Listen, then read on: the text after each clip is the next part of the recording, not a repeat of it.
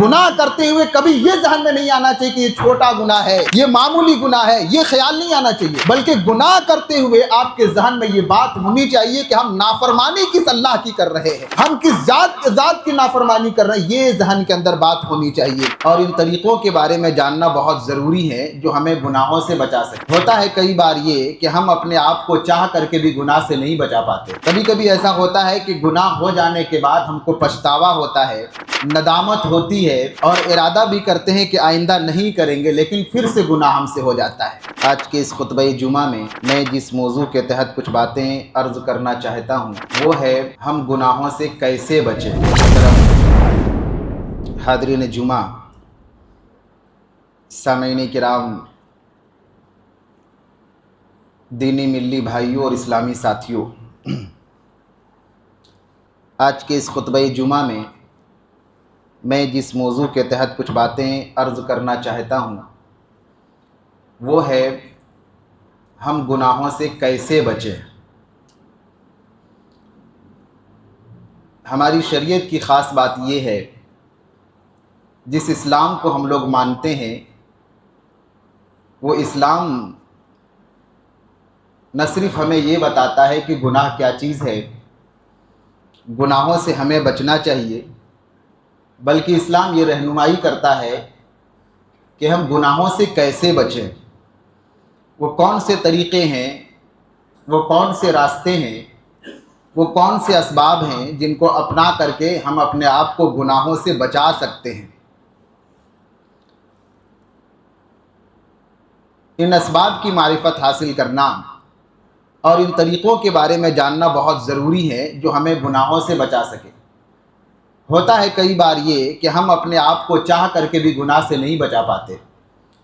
کبھی کبھی ایسا ہوتا ہے کہ گناہ ہو جانے کے بعد ہم کو پچھتاوا ہوتا ہے، ندامت ہوتی ہے، اور ارادہ بھی کرتے ہیں کہ آئندہ نہیں کریں گے، لیکن پھر سے گناہ ہم سے ہو جاتا ہے۔ اس کی وجہ یہ ہے کہ ہمیں یہ نہیں معلوم کہ اسلام ہمیں گناہوں سے بچنے کا طریقہ کیا بتاتا ہے۔ اسلام وہ کون سے اسباب بتاتا ہے جن کی پابندی اگر کیا جائے تو ایک انسان گناہوں سے اپنے آپ کو بچا سکتا ہے۔ ان اسباب کی معرفت نہ ہونے کی وجہ سے، ان طریقوں کو نہ جاننے کی وجہ سے ہم اپنے آپ کو چاہ کر کے بھی، ارادہ کر کے بھی، نیت کر کے بھی اپنے آپ کو گناہوں سے نہیں بچا پاتے ہیں۔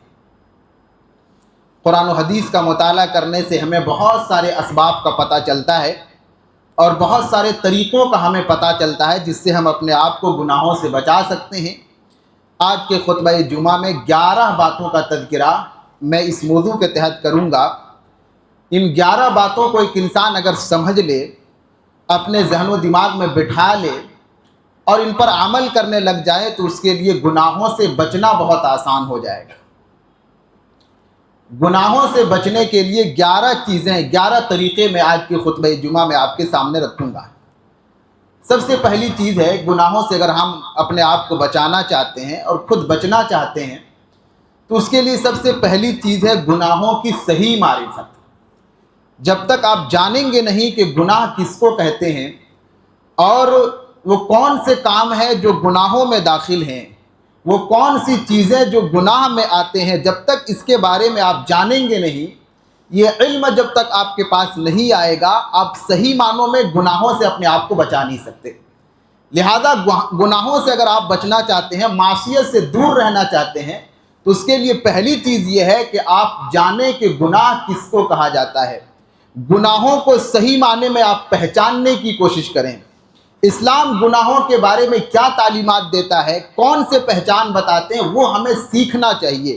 یہ علم آپ کے پاس آئے گا، آپ جب پہچانیں گے کہ صحیح معنوں میں گناہ کس کو کہتے ہیں تو گناہوں سے بچنا آپ کے لیے بہت آسان ہو جائے گا۔ حضرت حذیفہ بن یمان رضی اللہ تعالیٰ عنہ کی حدیث ہے، صحیح بخاری صحیح مسلم کے اندر، وہ کہتے ہیں کہ کنت اسألہ عن الشر، میں اللہ کے نبی صلی اللہ علیہ وسلم سے شر اور گناہوں کے بارے میں سوال کرتا تھا۔ جب لوگ آ کر کے آپ سے سوال کرتے کہ اللہ کے نبی بتائیں آپ کہ نیکی کس کو کہتے ہیں، جب خیر کا سوال لوگ کیا کرتے، حضرت حذیفہ کہتے ہیں میں اللہ کے نبی سے شر کے بارے میں پوچھتا تھا، اللہ کے نبی سے سوال کرتا تھا کہ اللہ کے نبی ہم کو آپ گناہ کے بارے میں بتائیے، اس ڈر سے کہیں ایسا نہ ہو کہ گناہ کے کسی کام میں داخل ہو جاؤں۔ تو گویا گناہوں کے بارے میں جاننا اور گناہوں کی پہچان حاصل کرنا یہ صحابہ کرام کی سنت ہے۔ صحابہ بھی اللہ کے نبی سے سوال کرتے تھے اور جاننے کی کوشش کرتے تھے کہ گناہ کس کو کہا جاتا ہے۔ لہذا پہلی چیز یہ کہ اگر گناہوں سے بچنا چاہتے ہیں تو گناہوں کی صحیح پہچان ہونی چاہیے۔ اسلام جس کو گناہ بتاتا ہے ان کو جاننا آپ کے لیے ضروری ہے۔ ہمارے سماج میں کیا چلتا ہے، ہم لوگوں نے کیا طریقہ اپنایا ہے گناہوں کی پہچان کا، اس کا اعتبار نہیں کیا جائے گا۔ ہمارے سماج کے اندر ہمارے درمیان بہت سارے گناہوں کو لوگ گناہ ہی نہیں سمجھتے۔ تجارت کے میدان میں آپ دیکھیے کتنے جھوٹ، فراڈ، دھوکہ کتنا زیادہ عام ہے، اور لوگوں سے سوال کرنے پہ جواب یہی آتا ہے کہ چھوٹا موٹا جھوٹ بولنا پڑتا ہے، اس کے بغیر تجارت نہیں کر سکتے۔ تو ہمارے سماج اور معاشرے کے اندر بہت سارے گناہوں کو لوگ گناہ سمجھنا ہی لوگوں نے چھوڑ دیا ہے، اور گناہوں کو لوگ گناہ ہی نہیں سمجھتے ہیں۔ لہذا پہلی چیز یہ ہے کہ آپ جانیے، صحیح پہچان حاصل کیجئے کہ گناہ کس کو کہتے ہیں۔ دوسری چیز یہ کہ گناہوں سے اگر بچنا چاہتے ہیں تو اس کے لیے ضروری ہے کہ کسی بھی گناہ کو معمولی نہ سمجھا جائے۔ کسی بھی گناہ کو آپ معمولی مت سمجھیے، کسی بھی گناہ کو لائٹ اور ہلکے میں لینے کی کوشش مت کیجیے۔ اللہ کے نبی صلی اللہ علیہ وسلم کی حدیث ہے ایاکم ومحقرات الذنوب، اے لوگوں گناہوں کو ہلکا سمجھنے سے بچو، گناہوں کو معمولی سمجھنے سے بچو۔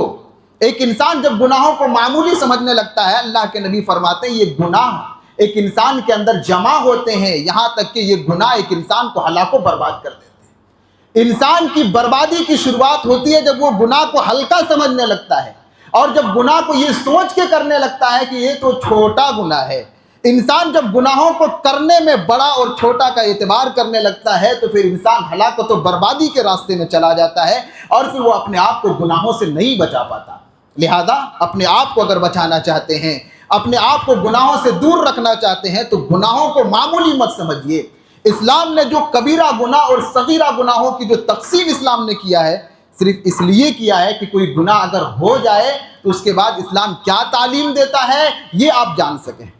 گناہوں کو چھوٹا اور بڑا جاننے کا مقصد آپ کا یہ کہ تاکہ ہم چھوٹا کر لے جائیں، چھوٹا ہو جائے تو کوئی بات نہیں ہے، بڑا سے بچنا ہے۔ اگر ذہن میں یہ آ جائے تو یہ بڑی خطرناک چیز ہے، اور ایک انسان ایسے ہلاکت و بربادی میں چلا جاتا ہے۔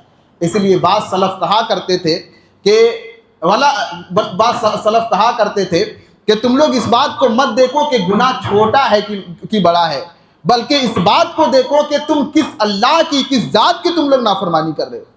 گناہ کرتے ہوئے کبھی یہ ذہن میں نہیں آنا چاہیے کہ یہ چھوٹا گناہ ہے، یہ معمولی گناہ ہے، یہ خیال نہیں آنا چاہیے، بلکہ گناہ کرتے ہوئے آپ کے ذہن میں یہ بات ہونی چاہیے کہ ہم نافرمانی کس اللہ کی کر رہے ہیں، ہم کس ذات کی نافرمانی کر رہے ہیں، یہ ذہن کے اندر بات ہونی چاہیے۔ لہذا گناہوں کو سے اپنے آپ کو بچانے میں یہ بڑی چیز ہے کہ گناہوں کو معمولی نہ سمجھیں۔ گناہ ہے، چاہے وہ چھوٹا ہے چاہے وہ بڑا ہے، اپنے آپ کو گناہوں سے بچانا ہے۔ ایک انسان جب گناہوں کو ہلکا سمجھ کر کے کرنے لگتا ہے، علامہ ابن القیم رحمۃ اللہ علیہ نے ایک جگہ لکھا ہے، پھر وہ گناہ بڑا بن جاتا ہے۔ ایک انسان گناہ یہ سوچ کے کر رہا ہے یہ تو معمولی ہے، اور اس کو ہلکا سمجھ کر کے ایک انسان جب گناہ کرنے لگتا ہے تو پھر یہ گناہ اللہ کے یہاں بڑا بنتا ہے، اور پھر وہ انسان ہلاک و برباد ہو جاتا ہے۔ لہذا یہ اہم چیز ہے گناہوں سے بچنے کے لیے کہ گناہوں کو معمولی مت سمجھیے۔ کوئی بھی گناہ ہے، اللہ کے نبی فرماتے اذا نہیتکم عن شیء فاجتنبوہ، میں جب تمہیں کسی چیز سے منع کر دوں تو اس سے دور رہنا ہے۔ اللہ کے نبی یا اللہ تبارک و تعالیٰ کسی چیز سے منع کر دیں کہ یہ گناہ ہے، یہ نافرمانی ہے، یہ معصیت ہے، تو ہمیں اس چکر میں نہیں پڑنا کہ یہ چھوٹا گناہ ہے کہ بڑا گناہ ہے۔ ہمیں اپنے آپ کو گناہوں سے بچانا ہے، اور گناہوں کو معمولی سمجھ کر کے کوئی گناہ کرنے سے اپنے آپ کو دور رکھنا ہے۔ تیسری چیز یہ، گناہوں سے بچنے کے لیے تیسری چیز، اپنے نفس سے آپ مجاہدہ کیجئے، اپنے نفس سے جہاد کیجئے۔ جہاد کا مطلب اپنے نفس کو آپ گناہوں سے بچائیے۔ یہ نفس، یہ دل ہمارا گناہوں کی طرف بھاگتا ہے، یہ نفس، یہ دل ہمارا گناہوں کی طرف مائل ہوتا ہے۔ نفس کو پکڑنا پڑتا ہے، نفس کو کنٹرول کرنا پڑتا ہے، اس دل کو کنٹرول کرنا پڑتا ہے۔ اپنے نفس کو کنٹرول میں رکھیے اور اپنے نفس کے ساتھ مجاہدہ کیجئے، اور اپنے نفس کو روکیے گناہوں کے راستے میں جانے کی طرف۔ یہ نفس ہمارا گناہ کی طرف بھاگتا ہے، ہماری ذمہ داری یہ ہے کہ اپنے نفس کو شریعت کے مطابق لگا کر کے ہمیں رکھنا ہے۔ اور اللہ کے نبی نے ایسے انسان کو مجاہد کہا ہے، جو انسان اپنے نفس پہ کنٹرول کرتا ہے، جو انسان اپنے آپ پہ کنٹرول کرتا ہے، دل بھاگتا ہے گناہ کی طرف لیکن وہ دل کو جانے نہیں دیتا، اللہ کے نبی نے کہا کہ وہ مجاہد ہے۔ والمجاہد من جاہد بنفسی، مجاہد وہ انسان ہے جو اپنے آپ سے جہاد کرتا ہے، جو اپنے نفس سے جہاد کرتا ہے۔ یہ بڑی ذمہ داری ہے، یہ بڑا جہاد ہے ایک انسان کا کہ اپنے آپ کو گناہوں سے آپ بچائیے۔ ایک انسان کو کوشش کرنا چاہیے اپنے آپ کو گناہوں سے اور نافرمانی کے کام سے دور رکھنے کی۔ یہ تیسری چیز ہے اور اہم چیز ہے، ہمیں اپنے نفس سے مجاہدہ کرنا ہے، ہمیں اپنے نفس سے لڑنا ہے، اپنی خواہشات کو اس سے ہمیں لڑنا ہے۔ ہمارا دل، ہماری خواہشات یہ گناہ کی طرف ہم کو لے کر کے جائیں گے، لیکن اپنے آپ سے مقابلہ کرنا ہے۔ جنت اتنی آسانی کے ساتھ اللہ نہیں دے دے گا، جنت کو پانے کے لیے اپنے آپ سے مجاہدہ کرنا پڑے گا، اپنی خواہشات سے لڑنا پڑے گا، اپنے نفس کو قابو میں رکھنا پڑے گا، تب اللہ کی جنت ملے گی۔ اللہ کے نبی فرماتے حفت الجنت بالمکارہ، ناپسندیدہ چیزوں سے جنت کو گھیر دیا گیا ہے۔ لہٰذا زندگی میں جہاں دل نہیں کرے گا جانے کو، اسلام اگر کہتا تو اس جانب جانا پڑے گا، اپنے نفس کو لے کر کے جانا پڑے گا۔ دل کہے گا کہ فجر کی نماز میں سویا جائے، آرام کیا جائے، نفس اور دل کی بات کو قربان کر کے اپنے آپ کو مسجد میں لا کر کے جماعت میں کھڑا کر دینا، ایسی ناپسندیدگی والی چیزوں کو جب تک انجام نہیں دیں گے اللہ رب العالمین کی جنت کو حاصل نہیں کیا جا سکتا ہے۔ لہذا تیسری اور اہم چیز ہے اپنے نفس سے آپ مقابلہ کریں، اپنے دل کو اسلام پہ آپ جمائیں، اپنے نفس سے آپ لڑیں، اپنے نفس سے مجاہدہ کریں، تب جا کر کے گناہوں سے بچنا آپ کے لیے آسان ہوگا۔ آپ یہ چیز نہیں کریں گے تو گناہ سے بچنا بہت مشکل ہو جائے گا۔ چوتھی چیز یہ کہ کوشش کرنے کے ساتھ اپنے آپ کو گناہوں سے بچانے کے ساتھ ساتھ چوتھی ذمہ داری یہ ہے اور چوتھی چیز یہ ہے کہ اللہ سے کثرت کے ساتھ دعا کرنی ہے۔ آپ کسی بھی میٹر میں کتنا بھی محنت کر لیں، جب تک اللہ کی مدد نہیں آئے گی آپ وہ کام نہیں کر پائیں گے۔ آپ گناہ سے بچنا چاہتے ہیں، معصیت سے بچنا چاہتے ہیں، نافرمانی سے بچنا چاہتے ہیں، تو اس کے لیے اللہ سے دعا کیجیے آپ کثرت کے ساتھ۔ اللہ کے نبی کی جو دعائیں اللہ کے نبی صبح و شام پڑھا کرتے تھے، ایک دعا کے الفاظ اللہ کے نبی کے اس طرح تھے، اللہم انی اعوذ بک من المعصم، کہ اللہ تبارک و تعالیٰ تو ہمیں گناہ سے بچا لینا۔ اللہ کے نبی اللہ سے کثرت سے دعا کیا کرتے تھے، لہذا گناہوں سے بچنے کے لیے چوتھی چیز یہ ہے کہ اللہ سے دعا کرنا ہے۔ کثرت کے ساتھ آپ اللہ سے دعا کریں کہ اللہ تبارک و تعالیٰ تو ہمیں معصیت سے، تو ہمیں گناہوں سے بچا لے۔ پانچویں چیز اور بڑی اہم چیز ہے کہ گناہوں سے اگر ہم بچنا چاہتے ہیں تو اس کے لیے گناہوں کے جو اسباب اور جو راستے ہیں ان سے اپنے آپ کو دور رکھنا ہے۔ وہ سارے راستے جو آپ کو گناہ کی طرف لے کر کے جائیں گے، وہ تمام راستوں سے اپنے آپ کو بچانا ہے۔ وہ تمام اسباب جو آپ کو گناہ کے راستے میں ڈال دیں گے اس سے اپنے آپ کو دور رکھنا، یہ بہت ضروری چیز ہے۔ ہم گناہ سے بچنا چاہتے ہیں لیکن مسئلہ ہمارا یہ ہے کہ ہم ان اسباب کو اختیار کرتے ہیں جو ہم کو گناہ تک لے جائیں گے، ان راستوں پہ ہم چلتے ہیں جو راستے ہمیں گناہ تک لے کے جائیں گے، تو ہم کیسے بچ پائیں گے گناہ سے؟ لہذا وہ تمام راستے، وہ تمام چیزیں جو آپ کو گناہ کی طرف لے کر کے جاتے ہیں اس سے اپنے آپ کو بچانا ہے۔ وہ تمام راستے جو آپ کو نافرمانی کے راستے میں دھکیل دیں گے اس سے اپنے آپ کو بچانا ہے۔ یہ بہت اہم چیز ہے۔ اس لیے اسلام میں آپ دیکھیے، اسلام میں زنا کرنا یہ بہت بڑا جرم ہے، زنا کرنا بہت بڑا گناہ ہے۔ اسلام نے وہ تمام راستے جو زنا کی طرف لے کر کے جانے والے سب کو اسلام نے بند کر دیا ہے۔ نظر، زنا کی شروعات نظر سے ہوتی ہے۔ آوارہ نظری ایک انسان جب نظر کا غلط استعمال کرتا ہے تو وہاں سے زنا کی شروعات ہوتی ہے۔ اسلام نے نظروں کو جھکانے کا حکم دے دیا۔ تنہائی میں ایک انسان جب جاتا ہے، مرد اور عورت، لڑکا اور لڑکی جب تنہائی میں ہو، شیطان وہاں پہ تیسرا ہوتا ہے، انسان زنا اور بے حیائی میں جا سکتا ہے۔ اسلام نے منع کر دیا کہ کوئی بھی اجنبی مرد اور اجنبی عورت تنہائی بالکل اختیار کرنے کی کوشش نہ کرے۔ تو یہ بڑی چیز ہے۔ آپ گناہ سے بچنا چاہتے ہیں تو وہ تمام اسباب، وہ راستے جو آپ کو گناہ کی طرف لے کر کے جاتے ہیں ان سے اپنے آپ کو بچانا ہے۔ کیا ہو سکتے ہیں وہ راستے؟ وہ کون سے اسباب ہیں جو ہمیں گناہ میں لے کر کے جائیں گے؟ پہلی چیز تو میں نے ذکر کیا، تنہائی۔ ایک انسان جب تنہائی میں جاتا ہے نا تو تنہائی ایک انسان کے لیے بہت بڑا امتحان ہوتا ہے۔ اکثر گناہ ہے ایک انسان تنہائی میں جا کر کے کرتا ہے، بہت سارے کام سے وہ انسان لوگوں کے سامنے رک جاتا کہ لوگ کیا کہیں گے، سماج کے لوگ کیا کہیں گے، معاشرہ کیا کہے گا۔ ایک انسان لوگوں کے سامنے بہت ساری گناہوں سے بچ جاتا ہے، لیکن جب ایک انسان تنہائی میں جاتا ہے تو تنہائی میں یہ خیال، یہ ڈر، یہ شرم، یہ حیا باقی نہیں رہتی اور پھر انسان گناہوں کے راستے میں چلا جاتا ہے۔ لہذا تنہائی میں جانے سے بچیے، تنہائی میں وقت گزارنے سے بچیے۔ اللہ کے نبی نے بھی تنہائی میں جانے سے منع کیا ہے۔ تنہائی ایک بہت بڑا ذریعہ ہے گناہ میں داخل ہونے کا۔ آپ اپنے آپ کو گناہوں سے بچانا چاہتے ہیں تو تنہائی ایک بڑا ذریعہ ہے جہاں پہ لوگ آج گناہ کرتے ہیں۔ انسان کو لگتا ہے کوئی نہیں دیکھ رہا ہے اور وہاں بہت ساری اللہ کی نافرمانیاں ایک انسان کر بیٹھتا ہے۔ لہذا پہلی چیز ہے تنہائی میں نہ جائیں۔ دوسری چیز جو ہمیں گناہ کے راستے میں ڈال سکتے ہیں یا گناہ کے اسباب میں سے دوسری چیز ہے بری صحبت کا اختیار۔ ایک انسان جب برے لوگوں کو اپنا دوست بناتا ہے تو گناہ کے راستے میں چلا جاتا ہے۔ کہا جاتا ہے کہ خربوزہ خربوزے کو دیکھ کے رنگ بدلتا ہے۔ اللہ کے نبی کی حدیث ہے کہ المرء علی دین خلیلہ، ایک انسان اپنے دوست کے دین پہ چلا جاتا ہے۔ دوست اگر نافرمان ہے اس کے ساتھ یہ اٹھے بیٹھے گا تو یہ بھی نافرمان بن جائے گا۔ اللہ کے نبی صلی اللہ علیہ وسلم فرماتے ہیں کہ دوست اگر برا ہے تو ایک انسان برا بنتا ہے، دوست اگر اچھا ہے تو اچھائی کا اثر اس انسان کی زندگی میں بھی وہ اچھائی کا اثر آتا ہے۔ لہذا یہ بڑی چیز ہے بری صحبت۔ آپ بہت ساری چیزوں سے بچ رہے ہیں لیکن فرینڈ سرکل جب خراب ہوتا ہے، آپ کا دوستی یاری اور اٹھنا بیٹھنا جب غلط لوگوں کے ساتھ ہوتا ہے تو پھر وہ انسان اپنے آپ کو گناہ سے اور اپنے آپ کو نافرمانی سے نہیں بچا پاتا ہے۔ لہذا یہ گناہوں کا سبب بنتا ہے بری صحبت۔ لہذا بری صحبت، غلط لوگوں کے ساتھ اٹھنے میں، غلط لوگوں کو اپنا دوست بنانے میں اور غلط لوگوں کے ساتھ رہنے سے اپنے آپ کو بچانا ہے، تب جا کر کے گناہوں سے بچنا آپ کے لیے آسان ہو جائے گا۔ گناہوں کے جو سبب بن سکتے ہیں وہ برا ماحول۔ ایک ماحول خراب ہے، آپ ایسے ماحول میں بہت زیادہ رہیں گے تو آپ کے اندر بھی گناہوں کے تعلق سے نرمی آ جائے گی، آپ بھی گناہ میں پڑ جائیں گے۔ لہذا ایسے ماحول سے بھی بچنا ہے اور ایسے ماحول سے بھی اپنے آپ کو بچانا۔ خالی وقت بھی گناہوں کا ذریعہ بنتا ہے۔ ایک انسان جب فالتو بیٹھا ہے تو پھر وہ الٹی سیدھی حرکتیں کرتا ہے، الٹا سیدھا کام کرتا ہے۔ اپنے آپ کو مشغول رکھیے، اپنے آپ کو بیزی رکھیے، آپ اچھی تعلیمات میں اور اچھی چیزوں میں اپنے آپ کو لگا کر کے رکھیے۔ یہ خالی وقت یہ بہت بڑا ذریعہ ہے گناہ میں داخل ہونے کا۔ فالتو مت بیٹھیے، آپ فالتو بیٹھ کر کے جب بیٹھے رہیں گے، خالی رہیں گے تو گناہ کی طرف جائیں گے۔ اپنے آپ کو مشغول رکھیے، اللہ کی عبادت میں رکھیے۔ آپ موبائل ایک بہت بڑا ذریعہ ہے گناہوں میں جانے کا۔ موبائل کے اچھے استعمال بھی ہیں، موبائل کے ذریعہ سے ایک انسان بہت اچھی چیزوں کو حاصل بھی کر سکتا ہے، لیکن آج کے دور کا ایک بہت بڑا فتنہ ہے، بہت بڑی آزمائش ہے یہ موبائل کا صحیح استعمال کیا جائے۔ ذرا سا بھی آپ مسٹیک کریں گے، ذرا بھی ذہن و دماغ میں آپ کا معاملہ اگر خراب ہوا تو ایک انسان گناہوں کے دلدل میں جا کر کے وہ پھنس سکتا ہے۔ لہذا موبائل ایک بہت بڑا ذریعہ ہے گناہوں کے راستے میں جانے کا، اس کا صحیح استعمال کرنا چاہیے اور زیادہ سے زیادہ کثرت کے ساتھ استعمال کرنے سے موبائل کا بچنا چاہیے۔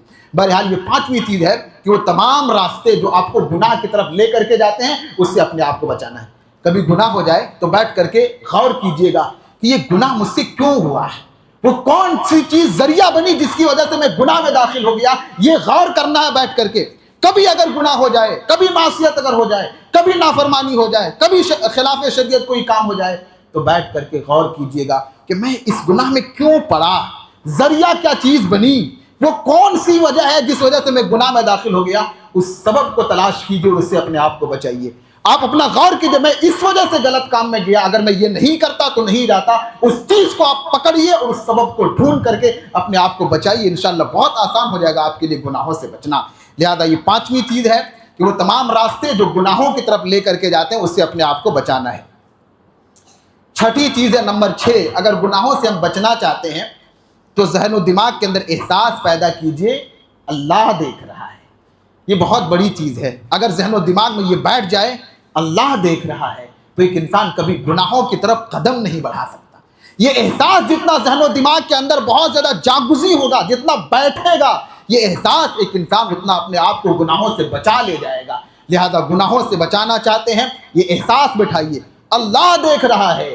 کوئی ہو سکتا ہے نہ دیکھے، کسی کی نظر نہ ہو سکتا ہے کمرہ بند ہو، کسی کی نظر نہ ہو، لیکن اللہ دیکھ رہا ہے، یہ احساس ہونا چاہیے۔ وہ واقعہ ہم لوگ پڑھتے ہیں صحیح بخاری کے اندر، 3 لوگ جا رہے تھے اور تینوں بارش سے بچنے کے لیے غفا میں جا کر کے چھپتے ہیں۔ بڑا سا پتھر آتا ہے اور غفا کا جو دروازہ تھا وہ بند ہو جاتا ہے۔ تینوں لوگ اپنے زندگی کے بہتر اعمال کو یاد کرتے ہیں کہ شاید اللہ تعالی ہمیں یہاں سے نکال دے۔ ان میں سے ایک بندہ کہتا ہے، اے اللہ رب العالمین، میں اپنی چچا زاد بہن کے ساتھ میں نے زنا کا معاملہ میں نے طے کر لیا تھا، اور جب میں زنا کے قریب اللہ تعالیٰ پہنچا اور زنا کرنے ہی والا تھا کہ میری بہن بولی، چچا زاد بہن بولی کہ اللہ دیکھ رہا ہے۔ اس نے کہا اللہ میں نے یہ سوچ کر کے زنا کرنے سے میں باز آ گیا، اللہ میرے چٹان کو تو ہٹا دے۔ اللہ اس عمل کو اللہ رب العالمین سن کر کے اللہ تبارک و تعالیٰ اس چٹان کو تھوڑا سا ہٹا دیتے ہیں۔ آپ دیکھیے یہ احساس کتنی بڑی چیز ہے۔ ایک بندہ ہے اور اس کے ساتھ ایک لڑکی زندگی ہے، تیسرا کوئی نہیں ہے، وہ زنا میں جا رہا ہے، بلکہ زنا کے قریب پہنچ چکا ہے، لیکن جب اس کو احساس دلایا جاتا ہے دیکھ دنیا کا کوئی انسان نہیں دیکھ رہا ہے، وہ عرش والا اللہ تبارک و تعالیٰ تمہیں دیکھ رہا ہے، اور یہ احساس جب زندگی کے اندر پیدا ہوتا ہے وہ بندہ وہیں سے اٹھ جاتا ہے اور اس کے بعد زنا سے وہ باز آ جاتا ہے۔ لہذا زندگی میں یہ چیز پیدا کیجیے، یہ احساس پیدا کیجیے، کوئی نہیں دیکھ رہا ہے، وہ رب دیکھ رہا ہے، جس اللہ تبارک و تعالیٰ کے سامنے ہمیں کھڑا ہونا ہے اور جس اللہ تبارک و تعالیٰ کے سامنے ہمیں جانا ہے۔ اللہ فرماتا ہے وَأَمَّا مَنْ خَافَ مَقَامَ رَبِّهِ، جو انسان اللہ کے سامنے کھڑا ہونے سے ڈر گیا، وَنَهَى النَّفْسَ عَنِ الْهَوَىٰ، اور اپنے آپ کو خواہشات سے روک لیا، دل جا رہا تھا،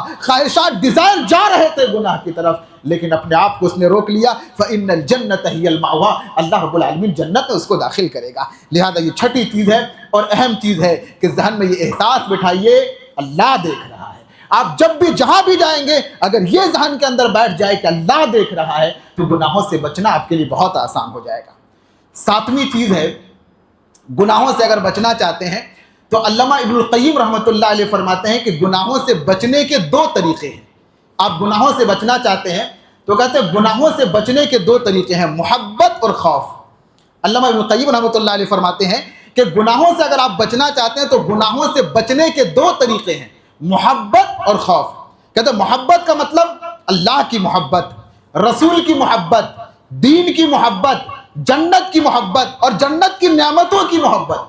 یقین مانیے ایک انسان جب اللہ سے محبت کرے گا کبھی وہ اللہ کی نافرمانی نہیں کرے گا۔ یقین مانیے ذہن و دماغ کے اندر اگر رسول کی محبت بیٹھ جائے وہ انسان کبھی رسول کی نافرمانی نہیں کرے گا۔ جنت کی محبت بیٹھ جائے، جنت کی نعمتوں کی محبت بیٹھ جائے، وہ انسان کبھی بھی گناہ کی طرف نہیں جائے گا۔ وہ جس کے نظروں میں جنت ہو، وہ جس کی نظروں میں جنت کی نعمتیں ہو، جو اس ساری چیزوں کا مشاہدہ کر رہا ہو، ذہن و دماغ میں جو بٹھا کر کے رکھا ہو، وہ کبھی گناہ کی طرف اور نافرمانی کی طرف وہ کبھی نہیں جائے گا۔ لہذا گناہ سے بچنا چاہتے ہیں، محبت اللہ کی پیدا کیجئے، محبت رسول اللہ صلی اللہ علیہ وسلم کی پیدا کیجئے، محبت اس دین سے کیجئے، یہ جو دین اللہ نے دیا ہے اس دین کی محبت اپنے دل کے اندر پیدا کیجئے۔ جنت کی محبت، جنت کا شوق، جنت کا طلب اور جنت کے اندر جو نعمتیں اللہ نے رکھا ہے ان نعمتوں سے محبت کیجئے۔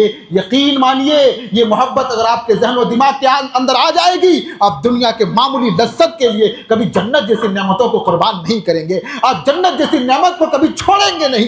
اگر آپ کے ذہن کے اندر یہ بات آ جائے کہ جنت ہے کیا چیز اور جنت کی نعمت کیا چیز ہے، تو پہلی چیز ہے کہتے ہیں محبت، دوسری چیز ہے خوف، ڈر، اللہ رب العالمین کا ڈر، اللہ رب العالمین کے عذاب کا ڈر، اللہ رب العالمین کے جہنم کا ڈر، اللہ تبارک و تعالیٰ کے جہنم کے عذاب کا ڈر۔ یہ خوف بھی آ جائے تو ایک انسان گناہوں سے آسانی سے بچ سکتا ہے۔ جب گناہ کی طرف قدم جانے لگے، جب دنیا کی زندگی میں ڈگمگانے لگے تو احساس کرنا ایک اللہ رب العالمین نے عذاب کے لیے ایک جہنم تیار کیا ہے، اور وہ جہنم اتنی سخت ہے، اتنی سخت ہے وہ جہنم کی آگ کہ دنیا کی آگ سے 70 گنا زیادہ خطرناک وہ جہنم کی آگ ہے۔ یہ دنیا کی آگ میں جب کوئی بندہ جل جاتا ہے ہماری نگاہیں دیکھ نہیں پاتی، بہت سارے لوگ دیکھ نہیں پاتے جو دنیا کی آگ میں جلتا ہے۔ اب ذرا تصور کریں جہنم کی آگ 70 گنا زیادہ خطرناک ہے، وہ آگ کتنی خطرناک ہوگی اور اس میں جلنے والا بندہ کتنی بری طریقے سے جلے گا۔